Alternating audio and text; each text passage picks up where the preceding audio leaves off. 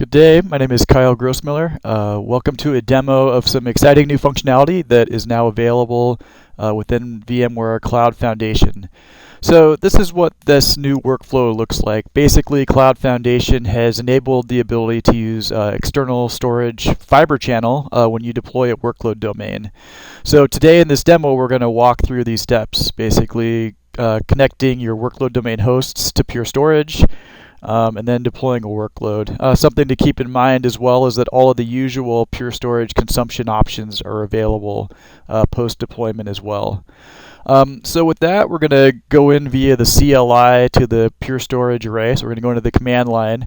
And the first thing we're going to do is we're going to create a host group comprised of the 3 ESXi hosts that we want to use. So that's completed here. Now we've completed the setup or the build of a group of hosts to be used.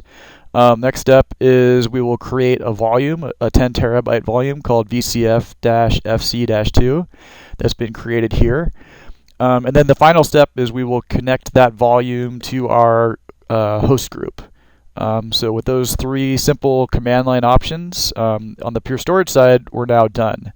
So now the next step is to go into the DC UI, the Direct Connect UI of this ESXi host, rescan, and then we're going to, whoops, I don't want to do software iSCSI, rescan the VM HBAs, and then we will go ahead and create a new volume, a new data store on this ESXi host. So now that we've rescanned those HBAs, we'll go ahead and go in and create this new VMFS volume. Just for simplicity's sake, we'll give it the same name, VCF-FC-2, as we did from the command line, so everything matches at the array level as well as at the ESXi host level. So with that, we'll format this volume in the VMFS format.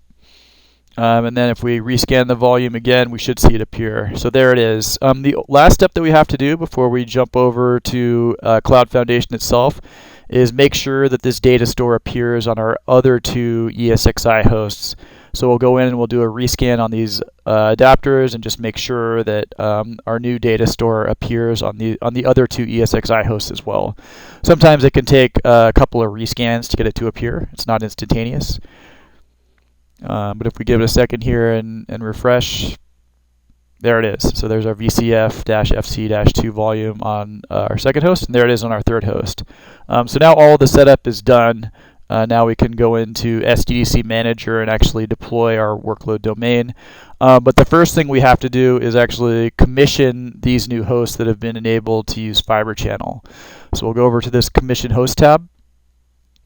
We'll use the FQDN for these ESXi hosts. There's quite a few checklist items here. These hosts have been previously set up, so please refer to your VMware Cloud Foundation documentation to make sure that all those conditions are met. So there's the FQDN of the host. This is the new storage type, VMFS on FC.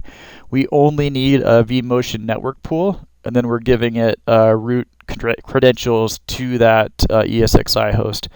We'll speed this up a little bit because we're going to repeat this process. You can also import these automatically with the JSON file as well. But since this is just a simple demo, we'll just go ahead and do it manually here. So now all 3 of our hosts have been added. We'll confirm the fingerprint's good, and then we'll go ahead and validate their status. And that just basically goes through that checklist and make sure that all the I's are dotted and T's are crossed. You can see our storage type here is FC. And then we'll go ahead and commission these hosts to bring them online. I'm skipping ahead a little bit. You know, typically it takes about a minute to bring these hosts or to commission these hosts within SDDC Manager. But for time's sake, we'll go ahead and skip ahead here. So here we can see they've been successfully added to SDDC Manager inventory. And now we're going to go ahead and deploy a VI workload domain using the FC on VMFS external storage type. Okay, so there's the option. We're going to go ahead and select it. We'll give it a name. I'll just call this VCF-FC for, again, to keep it simple. If I can type. There we go.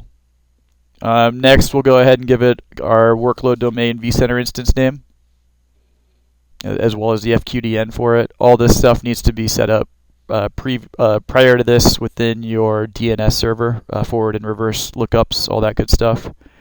I've already deployed NSXT, so the only thing I need to input here is the VLAN that it's going to use. So you can see I've already got an NSXT cluster deployed here from a separate workload domain I deployed previously. And then we're just going to give our VMFS data store name, that VCF-FC-2. Cloud Foundation will detect those 3 hosts that have been set up for FC. I'll skip ahead on my licenses. I don't want to expose those. This is the object naming convention. Finally, we'll review it and we'll kick it off. And that's really all there is to it. After this point, our domain will be deployed and it will automatically have that FC volume available to vMotion stuff to and from. Thanks a lot for checking out the demo. Tune back in for some more exciting stuff as we add to it. Thanks a lot.